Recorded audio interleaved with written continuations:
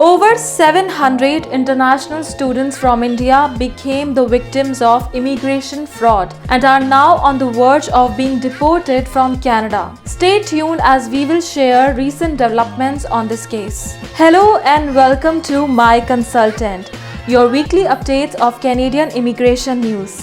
We are starting today's episode with Canada's support to LGBTQ immigrants during Pride Month, followed by IRCC updating its policy regarding the submission of biometrics for permanent residence applicants, and two more provinces in Canada to stop imprisoning migrants.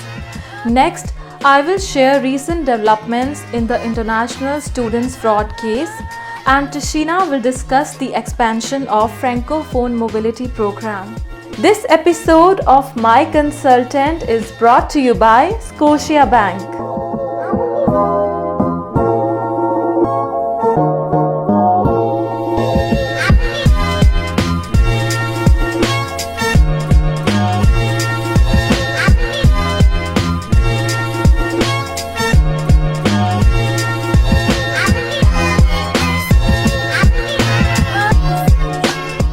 The summer month of June is filled with blossoming nature and many celebrations. Canada has celebrated Pride since the 1970s. To continue the support, this year during Pride Month, Canada's Prime Minister and Immigration Minister have announced Canada has officially partnered with Rainbow Railroad. The Rainbow Railroad is a North American nonprofit organization that provides assistance to members of the LGBTQI+ community who are being persecuted for their sexual orientation, gender identity, gender expression, or sex characteristics. The organization has helped tens of thousands of LGBTQI+ refugees from all over the globe escape violence and persecution to safer lands. The Canadian government gives financial support to organizations that provide settlement services and have programs that are opened to diverse immigrants. The immigration process for anyone who identifies as 2SLGBTQ+ is no different from anyone else.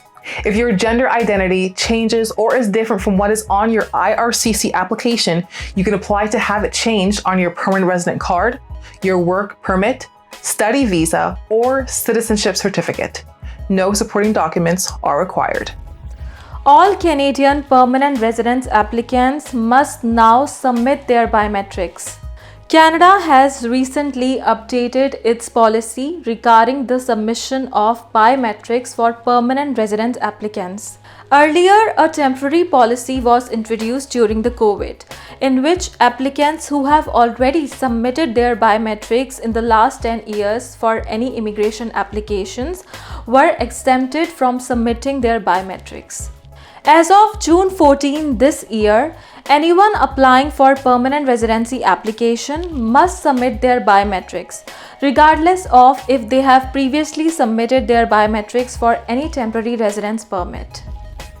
3 new Canadian governments have said no more to detaining migrants in their provincial jails. Quebec, New Brunswick, and Ontario have recently informed the CBSA, Canada Border Services Agency, that they are ending their agreement to incarcerate migrants under immigration law, not criminal charges or convictions. The agreement with the CBSA allows for the detainment of migrants they believe have not clearly established their identity, are a danger to the public, or pose a flight risk, as in they may not appear for their immigration processes like removal. According to the CBSA statistics, flight risk is the most common reason for detainment. The CBSA can hold detainees in either immigration holding centers or provincial jails. By ending their agreement with the CBSA, Ontario, New Brunswick, and Quebec are joining 5 other provinces: British Columbia, Manitoba, Saskatchewan, Nova Scotia, and Alberta. To end their contract, provinces must give the CBSA about a year's notice. Quebec's deadline to stop imprisonment is December 31st of this year, and New Brunswick's is late February of 2024. They came to Canada to study and have a promising life. But now their Canadian dreams have come crashing back to earth. Over 700 international students from India are facing deportation from Canada after the Canadian government discovered that their letters of admissions of Canadian colleges were in fact fake. The letters of admissions were forged by an unauthorized practitioner in India who also charged students a fee to help them study in Canada. The students are claiming that they are unaware of the consultant's fraudulent behavior and fell victim to a fake college enrollment scam. Canada has recently announced that the victims of immigration fraud who are currently facing the removal from the country would be given a temporary resident permit to ensure that they can remain here. The government will be undertaking an analysis of every individual case that is the subject of a removal order on the basis of fraudulent letters of acceptance. To review these cases, the government has created a task force of senior officials from IRCC and the Canada Border Service Agency, that is CBSA. The CBSA will provide the names of individuals accused of forging documents, and IRCC will investigate individual cases to determine if the person was genuinely intending to study in Canada.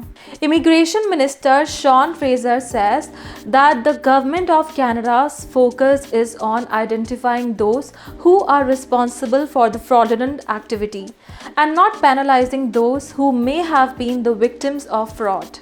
Affected students who are currently facing deportation charges have been granted 8-week temporary resident permit to cover them while their cases are being investigated. Once the cases are fully reviewed and considered genuine, their permit will be extended for 3 years. The government will determine if the students have actually completed their studies or if they already knew anything about the fraudulent activity. It will also work with the deported students who may have been the victims of fraudulent activities to see if they can be brought back to Canada. The Canadian government has been constantly working to come up with a stronger system to better detect this type of fraud. Canada has always been proud of its French language. So much so, the government has recently expanded the francophone mobility program for a period of 2 years. The francophone mobility program allows for international francophones to apply for a Canadian work permit if they've received a job offer from a Canadian employer outside of Quebec, as the program aims to settle francophones to live and work outside of the Quebec province. The program, originally reserved for high-level French-speaking temporary foreign workers, now allows for Canadian employers to make job offers to eligible candidates with a moderate comprehension of French. The job offer must be a NOC National Occupation Code skill level of 0, A, or B, with the exemption of jobs in primary agriculture. Temporary foreign nationals must have at least an intermediate proficiency level for French oral comprehension and oral expression. This is equivalent to a level 5. Applicants are previously required to prove their French fluency at a level 7. In addition, the applicant must provide proof that they meet these language requirements. The applicant can show proof through, but not limited to, a French evaluation test or the French competency test, a diploma or degree from a French college or university, or a document confirming studies at a French language institution. The expansion of the Francophone Mobility Program opens the door wider for more eligible French-speaking foreign nationals to make Canada their home. That's all for this week's episode of My Consultant. Thank you for tuning in. Please click the bell icon to subscribe and get notified for our latest posts. For more information on the topics covered, please visit myconsultant.ca, where you can contact an authorized immigration and citizenship consultant. I'm Tashina Thompson. I am Tina Batra, and we'll see you next week.